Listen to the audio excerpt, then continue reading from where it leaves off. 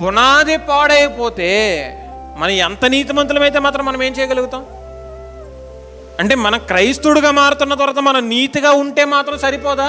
నీతిగా బ్రతికేసినంత మాత్రాన్ని సరిపోదా అంటే సరిపోదా అంటున్నాడు ఆయన.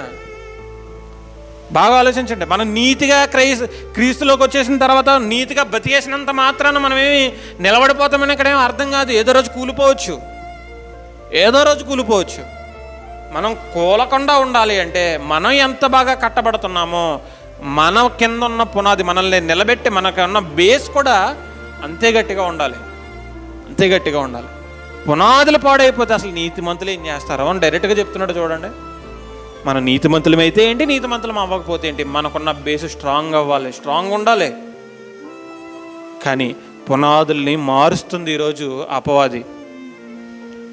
అపోస్తులు వేసిన పునాదే, కానీ అపోస్తులు వేసిన పునాది కొనసాగట్లేదు.